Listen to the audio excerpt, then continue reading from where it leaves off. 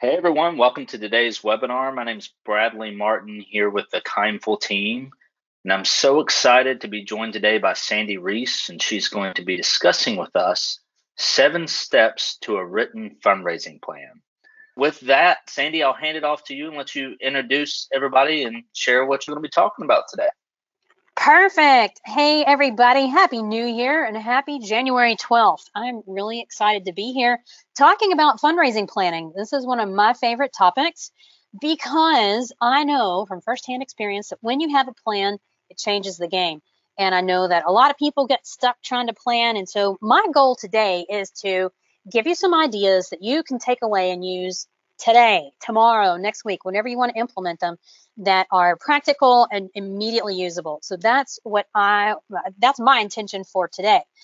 Before I get too far ahead of myself, let me jump in and kind of give you an overview of where we're going. I have worked with so many nonprofits, and I've been a consultant, I've been a staff person, I've been a board member, I've been a volunteer, and I've seen nonprofits from all different angles. And what I know is the more money that you have, the more good you can do. And shooting from the hip to do fundraising doesn't always work. Unfortunately, too many of us find ourselves in that situation where, gosh, it's hard to just carve out the time to even put a plan together. And so you just kind of do what seems like the right thing at the time. However, and that can work. However, if you really want to have a fully funded organization where you have money in the bank to pay for things, you're going to have to put a plan together. I was on the phone with a client this morning. We worked our tails off during year end. They have money in the bank right now to cover most of their program all the way through August. And let me tell you, that is a sweet feeling.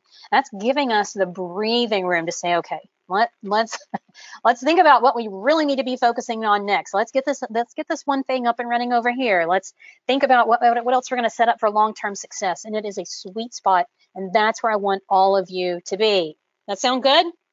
When you have a plan, the money rolls in, you don't find yourself in this spot. Some of us have been there where you're covered in sticky notes, your desk is a mess, there's paper everywhere. You're always working at the last minute, you just can't seem to get anything done. That's not where I want you to be. So what we're going to talk about today, I want to give you real quickly the 5 ways people get stuck with planning, because I think when you can recognize that one of these is your habit, you can start to do something about it to overcome it or work around it. Then I'm going to show you the 3 main goals you must include. One of them you're going to go, duh, and the other 2 you're going to go, oh, okay. We're going to talk about how to create an impact goal to guide your plan and how to choose the right strategies for you. You know as well as I do, there's like 100 different things you could do to raise money. And you need to pick the ones that are going to be best for you, particularly while we're fundraising in a pandemic. It is a COVID world. It's kind of different. We have done a lot of different things in the last year. Pivoting, I hate that word, but it is what we have to do. We've gotten really creative. And so I'm going to give you a few ideas today about some things that you might be able to do that would work for your organization. And then I have a very simple tool to get you started, and I think you're going to love it. All right, let's jump right on in. For those of you who do live in the world of Get Fully Funded, or you've been around me much, I would love for you to just type in the question box and say, hey, I can see your name, and I love knowing that some of my crowd is here, which is awesome. For those of you who are brand new, let me do a little introduction. This is me and my dog, Lucy. I'm a huge animal lover. I live on a small farm in East Tennessee, and I do have all kinds of animals. And my neighbor has whatever animals we don't have. So at any given time, I might look out and see my horses talking over the fence to the neighbor's goat, or their geese in my hayfield, or whatever. I'm a fundraising coach. I love doing this. I spend my days helping people figure out how to raise more money for their small nonprofit. I work with a lot of founders and executive directors to help them grow their organizations, and I absolutely love it. This is good news for you. I'm a fundraising nerd. I always have an idea. I love sharing what I have figured out the hard way. I love training. I've written a couple of books, and again, huge animal lover. So that's a little bit about me. But what you need to know is that I have not always been the expert. I remember being exactly where you are. In fact, I was not born with fundraising skills, although apparently I've been good on the phone for a really long time. I did not sign up for fundraising at Career Day. This was not something that I thought as a child that I wanted to do. I fell into fundraising like most people do. I wound up through a weird set of circumstances joining the board of the local rescue mission and loved the work that they were doing. I didn't understand anything about nonprofit, had no idea what I was doing. And about a year later, they had a position that came open in their resource development office. And I looked at it and said, I think I can do that. So I talked to the president, and he and I agreed I had the skill set. So I'd never done it before, had no idea what I was doing, but I jumped into it anyway. Can anybody relate to that? I bet a lot of people can. So what you need to know is I spent a year at the rescue mission, and then I made a move over to the food bank.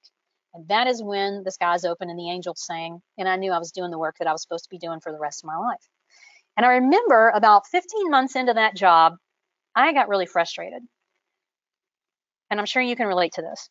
I found that I was always behind. I was always at the 11th hour trying to get things done, whether it was a newsletter, it was a grant. I was always behind getting thank you letters out. I was always behind trying to plan for whatever the next event was.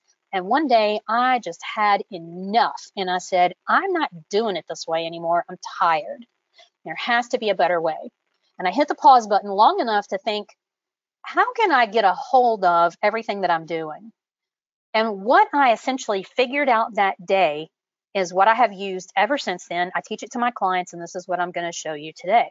Now, it has refined and evolved over the years, but it was essentially the process that I went through to figure out how to get a handle on things so I could start to be proactive and stop being reactive, so that I could plan what was going to happen instead of just dealing with the crisis du jour. So that's what's coming up next. What did happen eventually, I enjoyed 5 long years at the food bank. And if you're around me much, you'll hear a lot of food bank stories. And in 2005, I became a bit restless and wanted to have a bigger impact in the world. I wanted to help more organizations. So I started Get Fully Funded. And today we have grown into quite the little team. There are 7 of us now, and we exclusively work with nonprofits. We have clients all the way around the world. And we teach people how to raise money, and we help them do it. And you can find more on our website at Get Fully Funded. This is a shot from our annual event that we used to have. Of course, it was all virtual this past year. It'll be that way again. So anyway, I just want you to know all of that to know I have not always been the expert on this. I was right there where you are. I figured it out, and now I want to share with you so I can shorten your learning curve. You don't have to figure things out the hard way. All right, so what I want to show you then today is the treasure map that you can follow, in other words, the fundraising plan, so that you can raise all the money you need to fully fund your organization's budget. That is where I want you to be. That is a sweet spot. Just like I was sharing earlier about my client from today, it gives you a chance to get out from under some of the pressure. You can take a breath, and you can be purposeful and plan your next steps instead of always on that hamster wheel of money, money, money, money, money. I hate that spot. I've been there, and I don't want that for you. So let's have a poll. I want to find out from everybody, do you already have a fundraising plan? So you can choose either, yep, it's in writing and everything, which is awesome, or do you kind of have a plan, got a few things, but it needs some work, or nope, everything is in my head. Just choose the little button beside your answer, and we'll see what everybody thinks. And make sure after you choose, you hit that submit button so it comes through. Looks like everybody's putting in their answers now. Sandy, real quick, you had quite a few people say hi when you asked them to say hi. So you've got 10 or 12 there who give you the shout outs there. So we're at about 75% have responded. So I'm going to go ahead and close this poll and show the results for you. Perfect.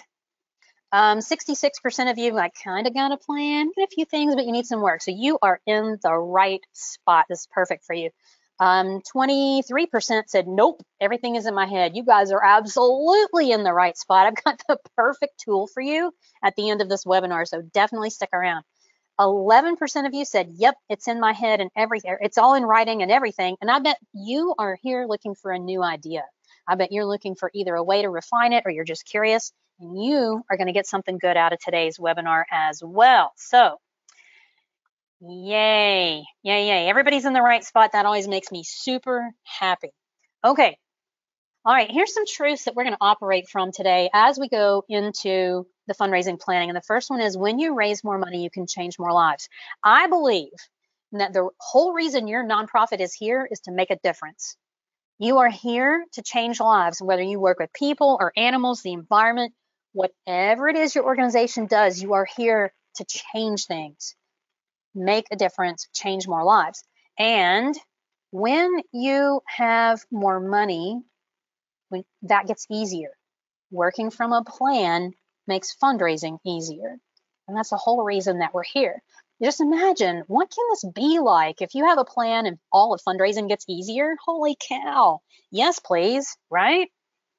All right, and that's where we're going today. I want to go through this section pretty quick, but I want you to really think about this because sometimes we work out of habit and things can be an obstacle for you and holding you back and you don't even realize it.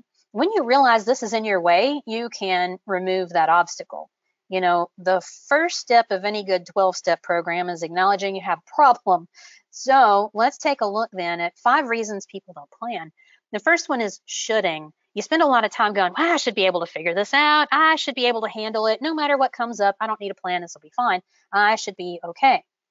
Or maybe you are, like me, a recovering perfectionist, and you don't want to plan because you need the perfect plan, the perfect template. And if you start down this path and it's not perfect, you can't be okay with that. I get that. That was me for a long time. Spent a lot of time looking for the perfect template. Or maybe you suffer from rigidity. And what that means is you're really afraid to put a plan in place because you're going to see it as carved in stone and it's not changeable. And that's not true. Plans can be flexible. Or maybe you've got some inadequacy going on where you just need one more report. You need one more piece of information. You need one more thing, then you'll be ready to start planning. I know a lot of people who fall into that category. That's a procrastination technique, actually. Or maybe you have imposter syndrome and you think, who am I? I don't know what I'm doing. I just started this nonprofit because I wanted to help people. I just took this job because it looked like a lot of fun. I don't know anything about writing a plan. I don't know how to do this. Whichever one, or maybe there's multiples of these that are your story, acknowledge what it is and let's find a way to work around it, go over it, go through it or something. Because as long as you hold on to the shoulding or the perfectionism or the rigidity or the inadequacy or the imposter syndrome, it's going to be really hard for you to do much of anything. And the truth is, you are fully capable of doing whatever needs to be done. All right, so we're going to go ahead and show another poll. And I'm just curious which one of these 5 best describes you. All right, folks, are you the one who is shoulding, perfectionism, rigidity? Which one of these describes you? Bradley, you want to guess what we're going to see the most of? Well, I'm trying not to cheat because I see the things rolling in, but I'm going to say here, I'm going to say perfectionism. That's what I'm going to go with. I normally see a lot of imposter syndrome, a lot of that. You know, Sandy, I'm always amazed. I'm going to share the results. When you're around, people listen and they do what they're supposed to do. And so 75% of people filling this out is pretty impressive. So you guys are really paying attention. Awesome. All right. Looks like 40% said you are perfectionists. You are my people. I get it. I like things to be just so.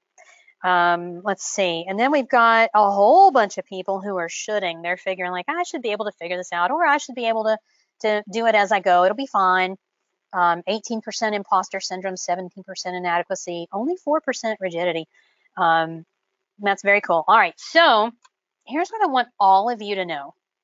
Here's the big takeaway I want you to get from this section. If you don't get anything else from this webinar today, get this. Done is better than perfect. Done is better than perfect. Imperfect action, like doing something, even if it's not perfect, will always win over doing nothing. Imperfect action always wins over inaction. It is okay if you try something and it doesn't quite work because you can adjust. You know, you can't, if you're going to go sailing, you can't do anything to adjust the sails if you never leave the dock. So you have to leave the dock. You have to get out on the water. And if you're not heading in the right direction, it's fine. You can adjust the sails, but you got to do something. So I'm hoping that is going to be helpful for somebody. All right, now that we know what might be getting in the way, let's jump into more into planning. Now, I just put this in here because I just want to remind you, you already know this, but just to bring it to a point that when you have a plan, yes, not only do you always know what the next thing is you should be working on, but you can block out the unnecessary.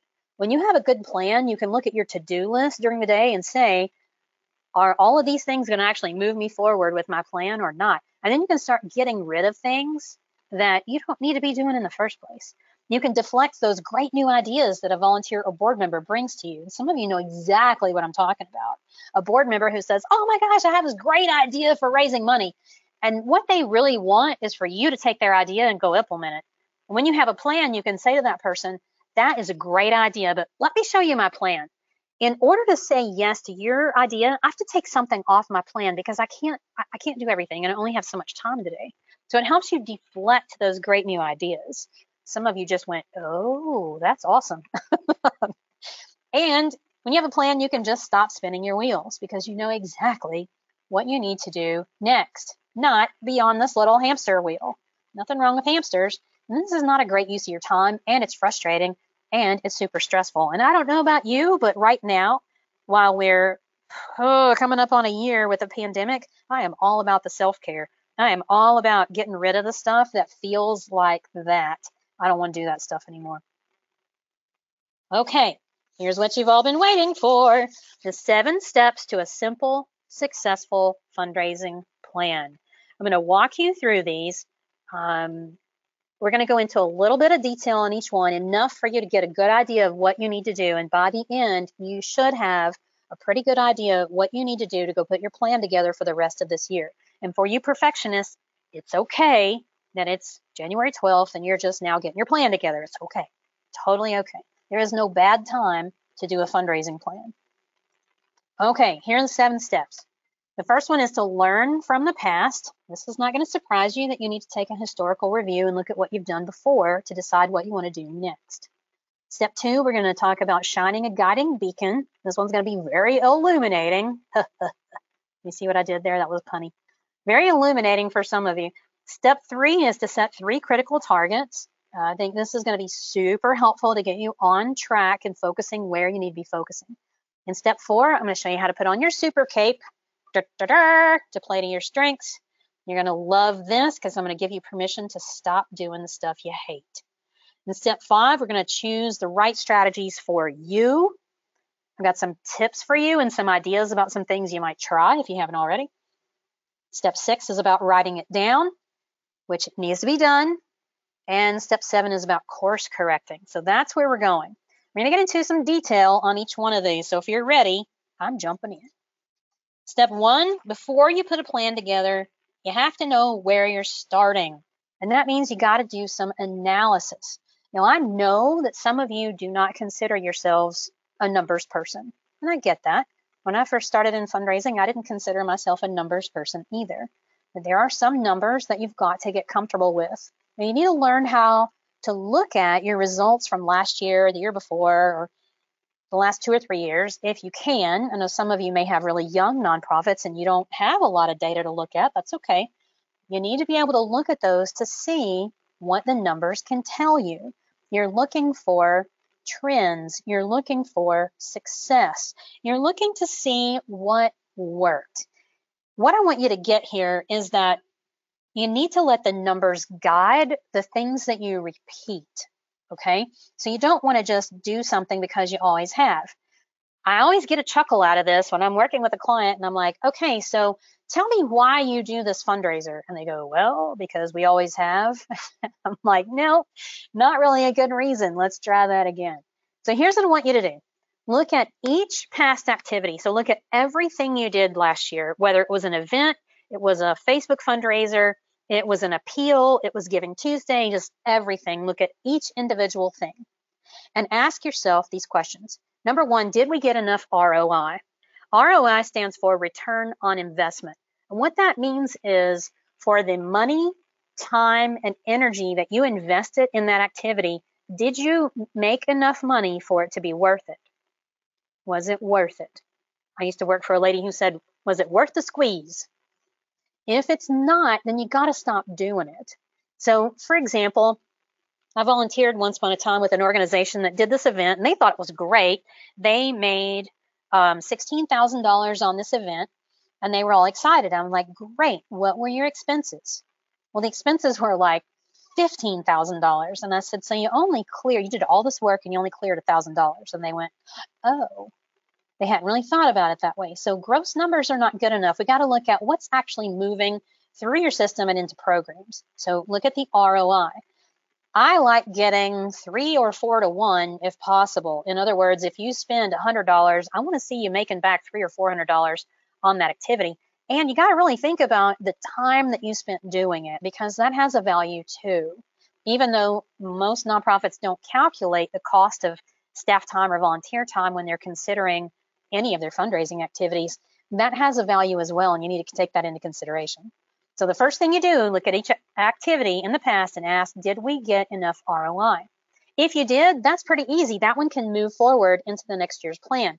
If it was like, not really, then I want to ask yourself, can you improve it? Is there anything you can do to make it better? If the answer is yes, then take your new ideas, try them out, see what happens. If the answer is no, then ask yourself, has this activity run its course and it's time for us to put it to bed? It's time for us to stop doing it. These questions are going to help you make sure that you're doing things on purpose. So in other words, you're going to look at that list of past activities and you're going to decide what you need to keep, what you need to tweak, and what you need to dump. And really, the bottom line here to this part, this is so important. Never do something just because you always have. Do it because it works. And you can't do that. You can't make that decision unless you look at the numbers. So you got to look at the data. If you don't have good numbers at your disposal, then that's going to be a piece of homework, is to go back and figure out how to get the numbers that you need out of your system. Figure out how to track the right things this year. And if you're brand new, if your organization is still new, you don't have a lot of numbers to look at in the past, that's okay. Just take this one away and know that this time next year, you need to be looking at your numbers. All right, let's go on to step 2. I'm finding myself just being so giddy about this. I love this stuff, you guys. I think this is exciting stuff. This step here is one that a lot of organizations don't do. And the organizations who do this, it makes such a difference, such a difference. So I'm going to teach you how to shine a guiding beacon. All right, if you can see the slide, I've got a picture here of a lighthouse. And you guys probably know what a lighthouse is for, right? Usually find those on the coast where there are either a lot of rocks or the water is very shallow. And the whole point is to help keep ships from running aground. In other words, the lighthouse keeps the ship in deep water where it needs to be. So what I want to do is show you how to create something that I call an impact goal to keep your organization in the deep water where you need to be. All right, the impact goal is actually pretty simple. It's what impact will your nonprofit have during the year? You see, fundraising for fundraising's sake is not what you want to do. You don't want to go raise money and then bring it back and say, okay, well, now let's figure out how much we can do in our programs. That's backwards. You want to start by figuring out the impact that you want to have in your organization, and then you can take that out to donors and say, we want to save 1,000 kittens this year. We want to feed 10,000 of our hungry neighbors this year. We want to provide arts to 10,000 of our community members this year. Whatever that looks like. And so the impact goal drives everything for your nonprofit, and it makes fundraising easier because now you can tell donors what you're trying to do and they can imagine how their dollars are going to make a difference. Now, I know some of you are probably scratching your head going, okay, that sounds good, but wait a minute, what does that actually look like? When you are working with an impact goal, you want to make it SMART. What SMART stands for is specific, measurable, actionable, realistic, and timely. Some of you probably heard this before. So, for example, if you're going to set an impact goal, it might be, we'll double the number of animals that we save this year. Double helps us figure it out. You should know how many animals you saved last year. We can calculate double. We can talk to donors about why that's important, why we want to do that, how many are currently being saved, how their dollars are going to make a difference, and so forth.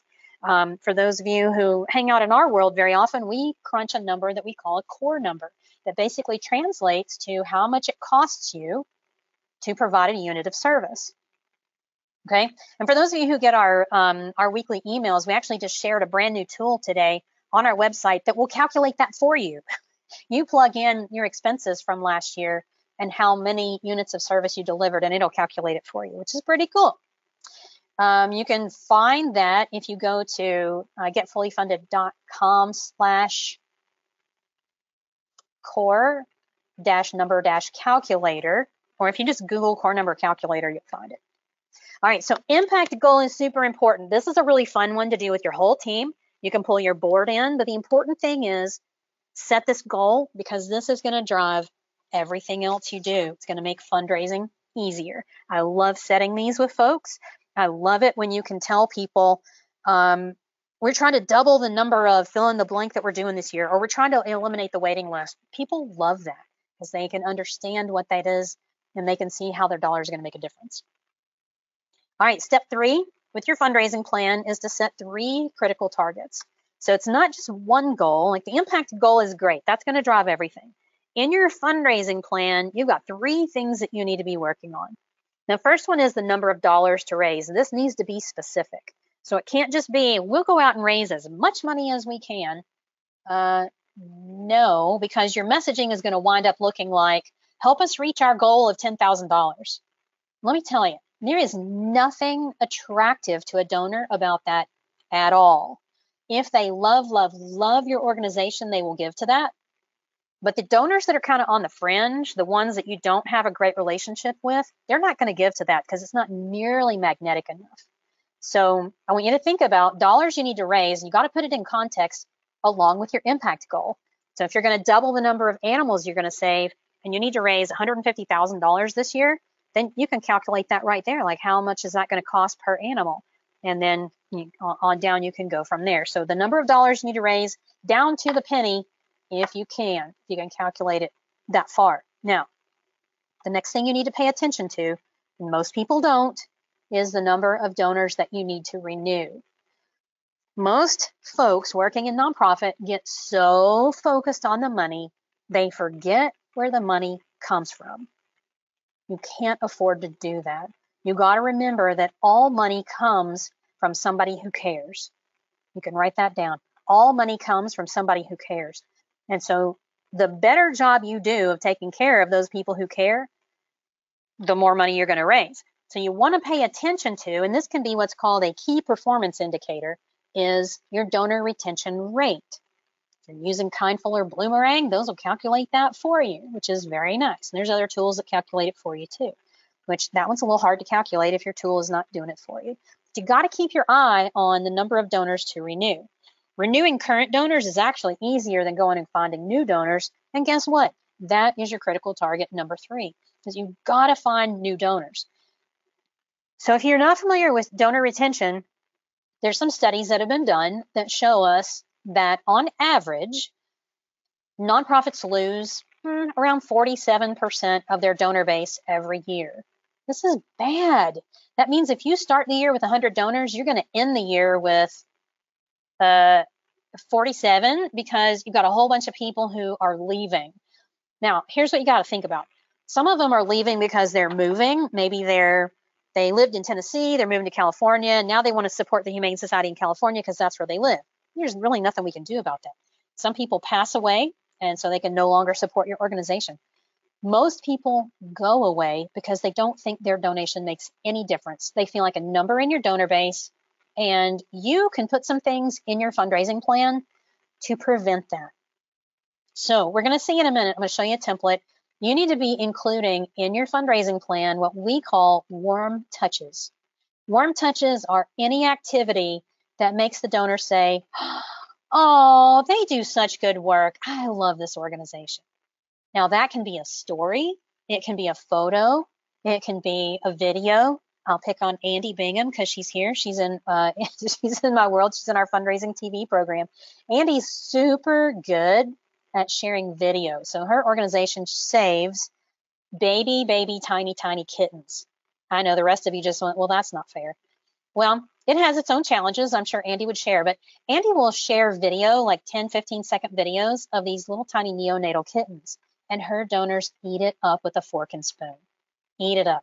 You got to find out what's your version of those videos and share it. And that will help you acquire new donors. It will help you keep new donors. And that's really important that you're including those activities in your fundraising plan. So the fundraising plan cannot just be ask, ask, ask. It has to have communications in it. That's why your newsletter is so important. It has to have other pieces in it like, hey, Valentine's Day is coming up. If you're not planning to send a hand-signed Valentine's Day card to your best donors, do that. It's easy. It's affordable. People will love it. Do that. I have a client that actually we're doing all their fundraising for them, and we're putting together a Valentine's Day video of a lot of the students in their program saying, I love being able to do this. Thank you for your support. I love being able to do that. Thank you for your support. That's easy. It's going to take us a couple hours to do, and it's going to be fabulous. Their donors are going to love it. All right. I hope you're getting some good ideas already. I love, love, love sharing ideas and pointing out that there's a whole lot of stuff you need to pay attention to, not just the asks. We're going to get to that in a minute about what kind of things you should be asking and different strategies. But for right now, I want you to remember, you got to have the non-asks in there as well. Okay. Hey, Sandy, real quick, Yes. we had quite a few quick questions about what is a good retention rate, and also I think you mentioned how many donors leave. So like when you're telling people, obviously it varies from organization to organization, but what do you believe is a good retention rate? Well, anything over 47% is above average.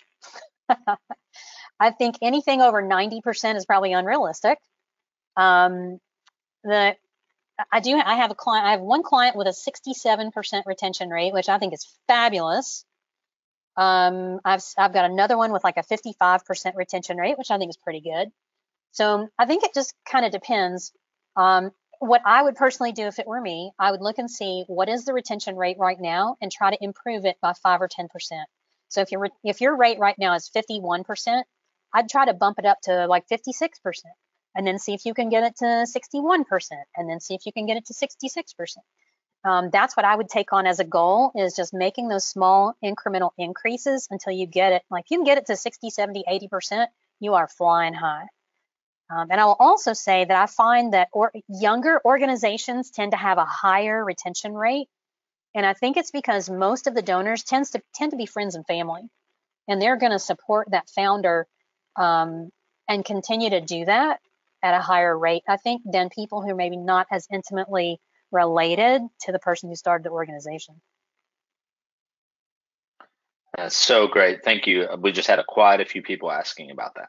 Yeah, you bet. You bet. So, yeah, definitely make sure that your software is tracking retention rate for you, and then keep your eye on that. And again, you want to make sure as you're planning your asks that you have enough asks that are strategically chosen and strategically placed to renew donors. And you have enough opportunities in your plan that are strategically chosen and strategically placed to acquire new donors. And that can't just be done once a year. Like, you need to have at least 1 or 2 things a quarter where you're bringing in new donors. All right, let's move on to step 4. Put on your super cape. So what do I mean by that? Your super cape is those things that you have to work with that you're probably overlooking that you should be working with. No 2 organizations are exactly alike. And what this means really is that you don't need to be doing exactly the same kind of fundraising as the organization down the street. You need to be doing what's really working for you and playing to your strengths. And there's 2 things I want you to get here. One is something that I call organizational assets. What in the world is an organizational asset? It's something your organization has going for you that you really need to leverage. And that can be things like name recognition. So if lots and lots of people know your organization, then use that. Or maybe you have a really strong brand, like Habitat for Humanity or Red Cross. I mean, those are strong brands, big name recognition. But if you don't have that, don't worry, there's other things you do have. Like, maybe you have well-known community leaders who are involved with your organization, and you can leverage that to your benefit. Maybe you have a broad-reaching or well-loved cause. A lot of animal groups can play up the fact that they have puppies and kittens. When I was at the food bank, oh man, you better believe I talked about we don't want kids going hungry. We don't want the elderly going hungry. Maybe you have a great facility or location. When I was at the food bank, we figured out really fast that if we could get people in for tours, we could turn them into supporters pretty quick, because to a person, they would walk in and look around and go, wow, I had no idea that you guys operated on this scale. I had no idea. Like literally to a person, they would say, I had no idea. So then we said, okay, this is stupid. We need to be doing tours regularly. Why are we not doing this? And we started setting it up to do that way. Maybe you have a really big social media following. We just started working with a new client literally last week, and they have 5,000 people on an email list that they've been communicating with, but they've never asked them to give. And I'm like, ding, ding, ding, ding, ding. We got some low hanging fruit right here. Let's warm these folks up and give them an opportunity to get involved and make a donation. So if you've got a big social media following, a big email list, that's an asset you can use.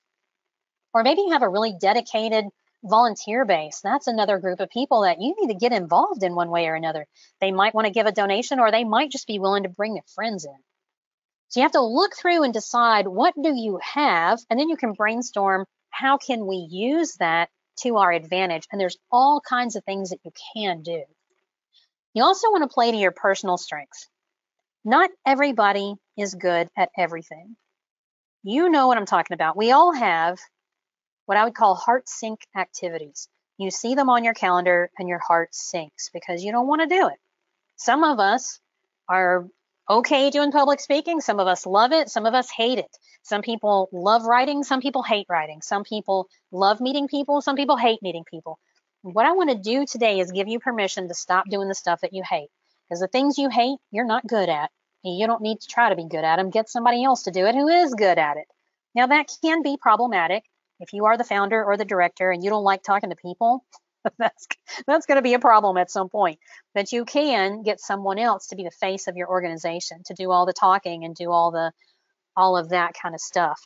So figure out what you are good at and play to that strength. So if you're a writer, you love writing, your organization needs to have a blog, because it's going to be a great way for you to connect with people, for you to tell your story, for you to attract new folks. If you like meeting people and talking to people, then you should be doing Facebook Live. You should be doing Zoom events, virtual tours using Zoom. You should be networking when it's safe to get out and do that again. There's so many things you can do. So figure out what you're good at and make sure you're really leveraging that and playing to those strengths in your fundraising plan. You have permission to stop doing all the stuff you hate. And I know a whole bunch of you just went, whew, thank you. Thank you. All right, step number 5. We're going to choose the right strategies. Okay, the first thing I want you to get is that there's really no wrong strategies when it comes to fundraising. And when I say strategy, I'm talking about events, grants, monthly giving, major donors, online giving, peer-to-peer, like all of that kind of stuff. I consider each one of those a strategy. There's really no right or wrong ones, but there are right and wrong ones for you. And there are right and wrong ones for you right now. Okay? So right off the bat, I want you to get that you don't have to do everything just because you think you're supposed to. Just because you attend a webinar and the guru says, oh, peer-to-peer is the way to go, everybody should be doing peer-to-peer. You don't have to do that. If that doesn't feel right to you, you don't think your audience is going to respond to that, don't do it. That's okay. You don't have to do everything. Do what works for you. Do what's going to help you reach your goal. Because remember, we started in step 2 with an impact goal. So if you're very clear about the impact you want to have with your nonprofit during the year, then you're going to pick strategies that are going to help you raise the funds you need that we identified in step 3 that are going to help you reach that goal in step 2. See how this all kind of plays together and intertwines? And that's what you need to do. Now, one of the things that I like to do when I'm building fundraising plans for people is I like to do revenue projections. So once I start listing out strategies, I don't just put on there like, oh, we're going to do this event, I'm going to go after some grants, I'm going to send this appeal, we're going to do monthly giving. I look at it and say, okay, how much revenue do I think we can raise realistically on each one of those? And so I write it down. That is sometimes hard to figure out. For those of you who have really young or brand new nonprofits, it is a guess, but you need to make an educated guess, and I would recommend a conservative guess. Those of you who've been doing this a while, you can look at your numbers from the last couple of years and see what the trend is, and you can get pretty close. You can get pretty close on how much you think you can raise.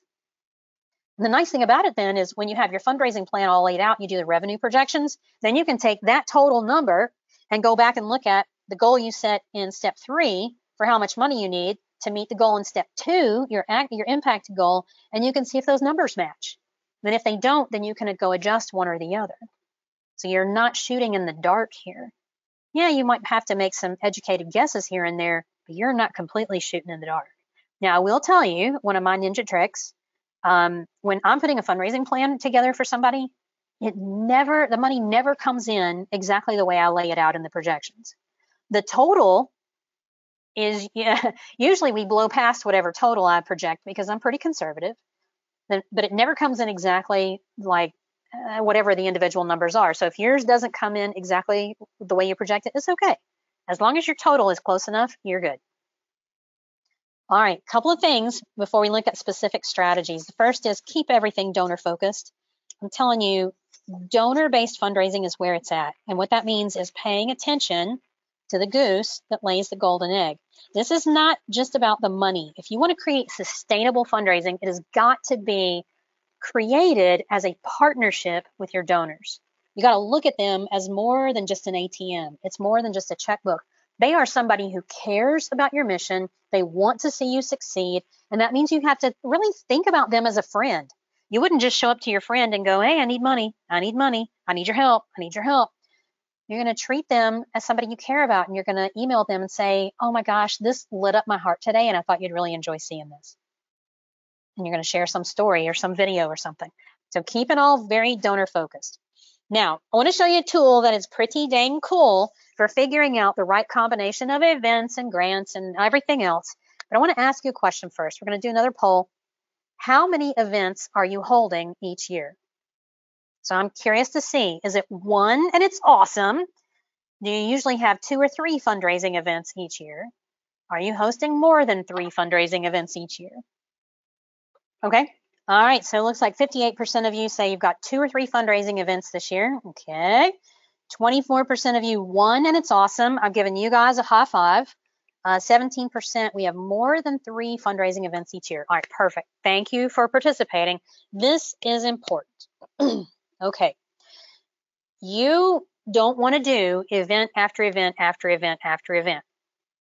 Now, I'm talking about events as in community events where you're trying to sell a ticket, or online events where you're like, buy our t-shirt, get your auction item, like all that kind of stuff. You know why? Because that stuff is exhausting. It takes a lot of energy to plan, and people can really feel like that all they do is hear from you wanting a little something. Usually those fundraisers are smaller. It's tiring for you, it's tiring for volunteers, it's tiring for the community. So I'm going to give you a tool that's going to help you reframe events. So I'm going to give you what I call the 1-10-1000 rule, and then I'm going to show you how to bend that rule for pandemic times, okay? So for those of you, Andy and Marilyn and some of y'all who are regularly in my world, you're going to go, oh, okay, that's how we can do this different this year. All right, I recommend you do 1 event, make it a signature event, do it really well, hit it out of the park, and then move on to some other things. Look back at this picture fondly. Remember when we used to be able to gather in a room like that? Not so much anymore, right? You still can do a signature event, and you still can do it really well. You might just have to plan a virtual component and some kind of hybrid component. I have a couple of organizations that I'm working with right now on hybrid events. And the nice thing is there is a way to safely plan a hybrid, and you just plan for a couple of contingencies so that if your community is in lockdown when your event happens, then you can use more of your virtual activities that you had planned. If it's okay to do something in person, that's all right. You've got a piece of the in-person thing planned too, and it can all still work.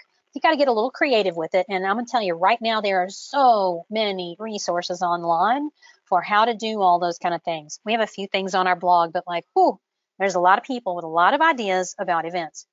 What I'm going to encourage you to do is do one that you make a signature event so that everybody knows that is your event. and they associate it with your organization. And if it's an event that you've been doing and you can continue to do it once it's okay to go back to doing things in person, cool.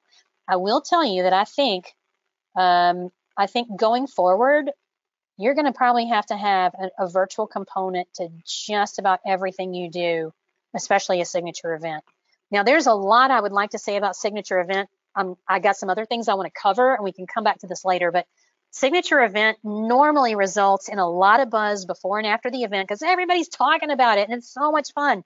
And you get lots of sponsors easily. You get a lot of volunteers easily. You raise a lot of money, and I'm talking about like six-figure events, raising $100,000, $200,000, $500,000 on an event. And yes, it is possible even for really small nonprofits, even for those really small ones. So do one event, do it really well, then go check out what grants are available and fill your grant pipeline. A little bit of research can turn up enough good opportunities. You have to vet them carefully to make sure they really are good opportunities. But then you can create a deadline calendar so that you can keep up with all those opportunities that you could be applying for. I don't like leaving grant money on the table. And in the last year or so, there's been a lot of foundations that have done different things and lightened up on some of their requirements for grants and so forth. So just check it out and see what's possible for you. And then what I want you to do is move on to building your donor base to 1,000 donors. Now, this could be people giving because you send out an email and ask. It could be people giving through Giving Tuesday. It could be monthly donors, whatever. But really, the point here is the bigger your donor base, the more stable your fundraising is because you've got a lot of people who are making donations. So if you lose one donor that was giving $100, it's okay. You can handle that. What you don't want to do is have most of your funding coming from one major donor, one grant, one event, or one other revenue stream. That's very dangerous. So you want to have diverse revenue streams, have the money come from lots of different places. And here's what it can look like when you start doing the math. Now, just imagine that you added in here a monthly giving component. I love monthly giving. I think it's a great idea. So maybe what if 100 or 200 or 500 of those donors were monthly donors? What if you had other things that you added in there? There's a way to kind of play with these numbers, and you can scale things up, scale things down, make it fit for you. The important thing here is that you're thinking about it. You're thinking about projections and where the money's going to come from. All right, so that's the 110, 1,000 rule. Now I want to show you how to bend it. I want to bend that rule a little bit because you're probably doing everything from behind your computer. We're doing a lot of stuff virtually.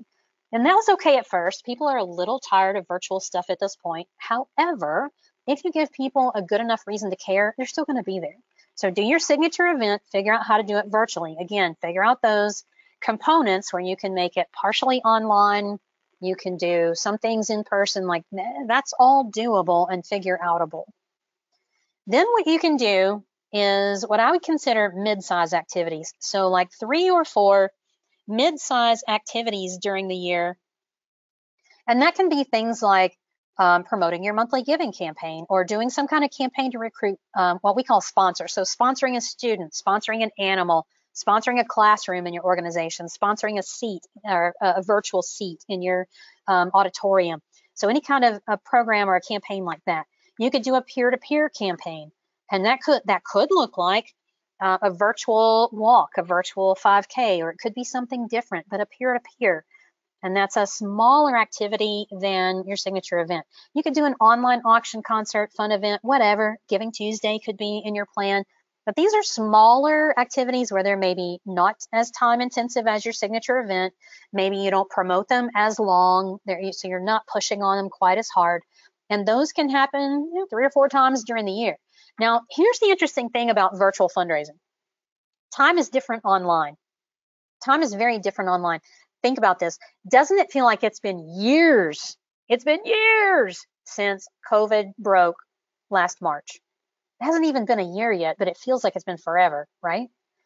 Yeah, time is very different for all of us now, and it's particularly different online. Things move really fast. Think of social media and email as a very fast-moving river that if you promote something on Facebook, like it's gone in a few hours or maybe a day or two. And so you can actually do more things online than you would normally do because it just moves so fast.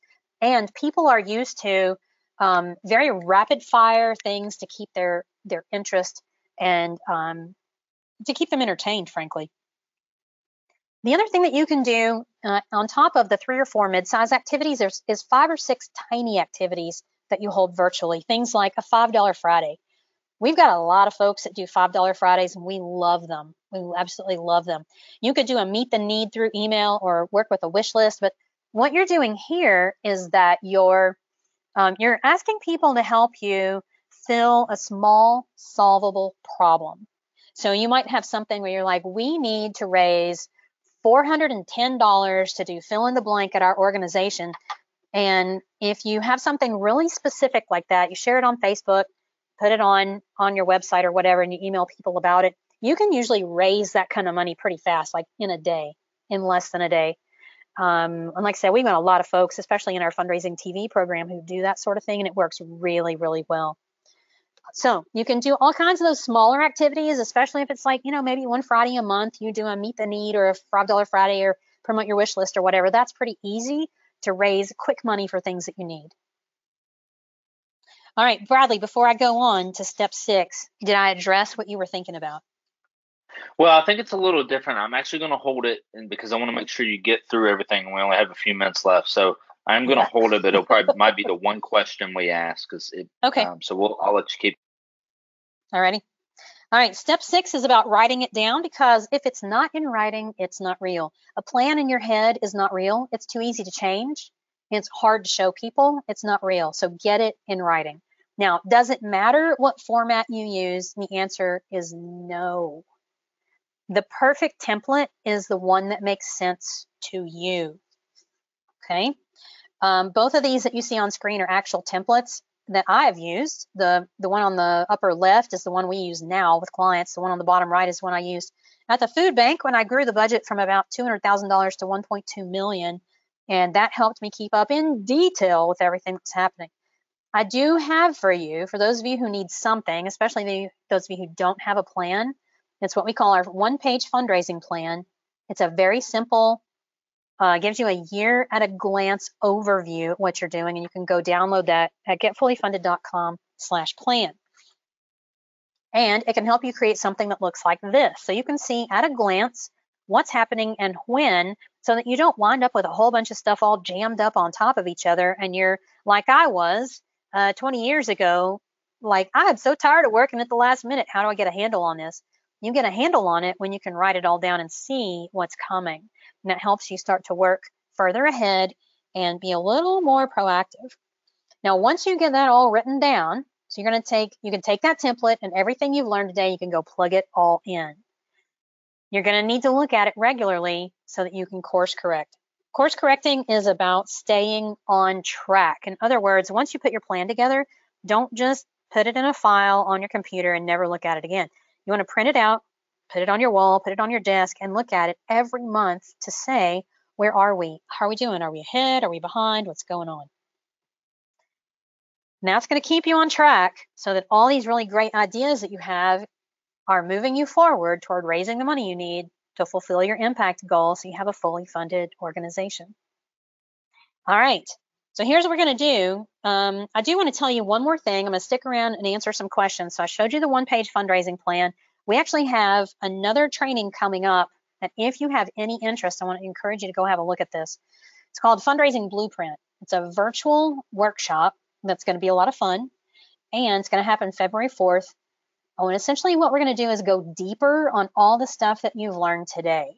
So we'll take each one of these 7 steps and we'll go a little bit deeper. I've got more tools to share with you.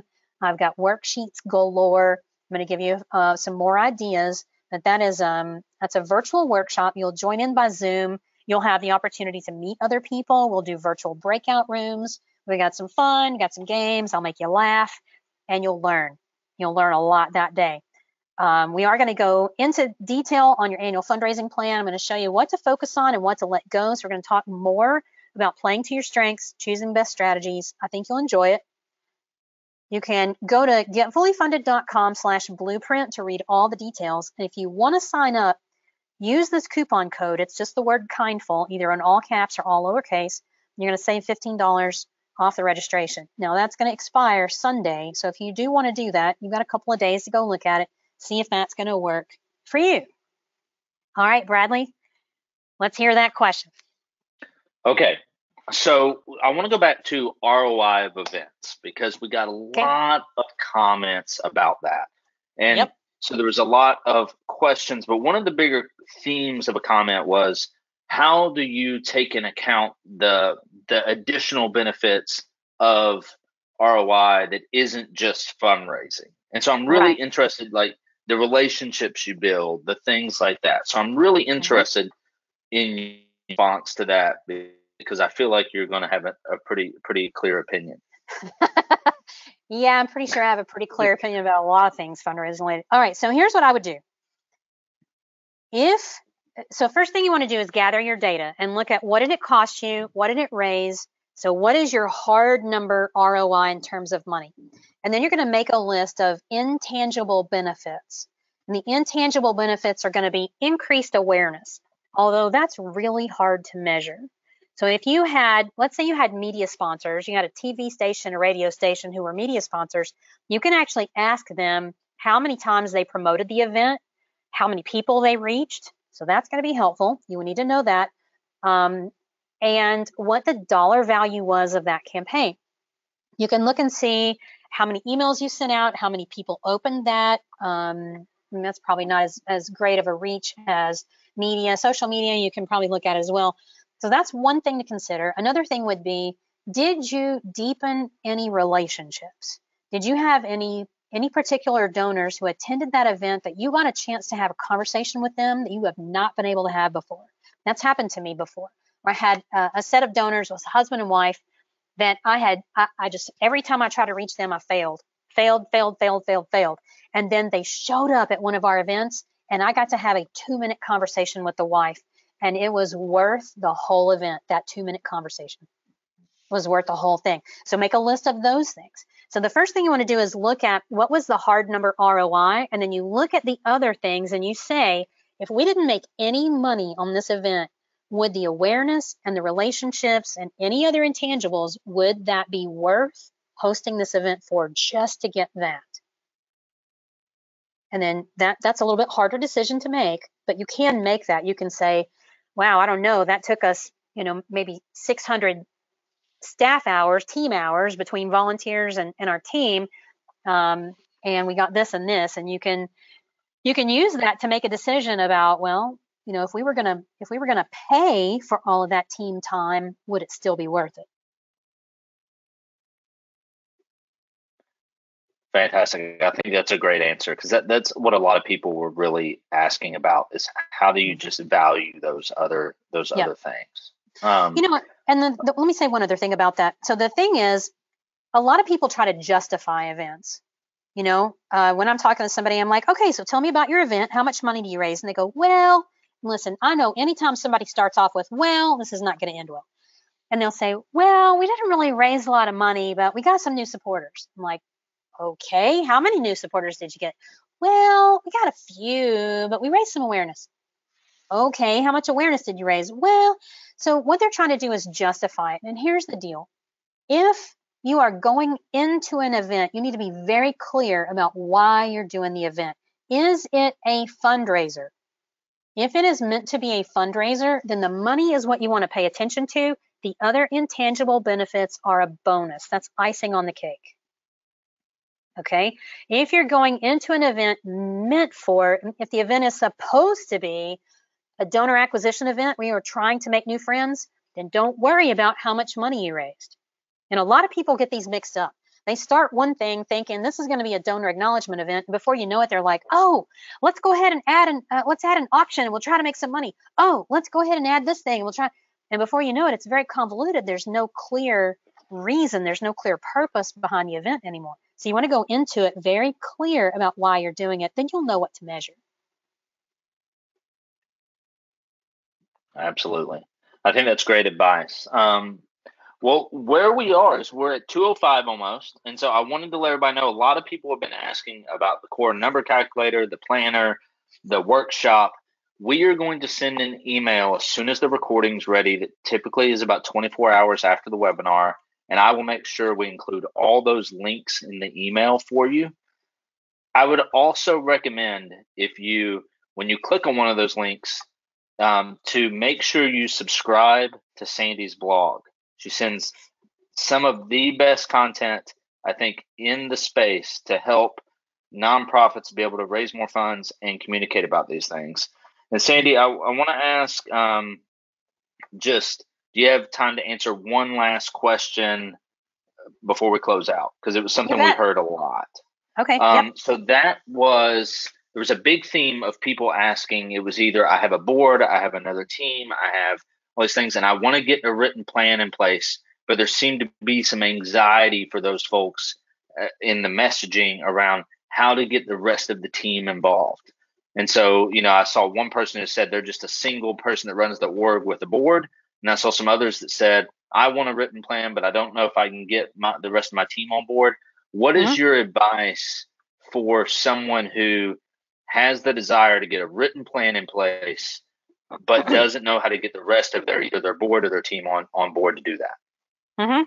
So there's a couple of things you can do in that situation. One is get that team involved in deciding on what your impact goal is going to be.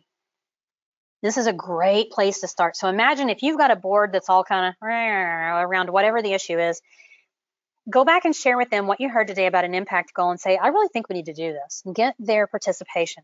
Participation leads to buy-in, always. So if you can get them participating and helping decide what the impact goal should be, then it's going to be pretty easy at the end of that to say, great, I'm so glad we're all on the same page about what that impact goal is. Now, let me go figure out how much that's going to cost, and we need to decide on a couple of fundraising activities that we can do as an organization, that we can do together so that we can reach that impact goal. If you get their buy-in on what that's going to be, they're all going to nod when you say fundraising plan. So that's where I would start with that.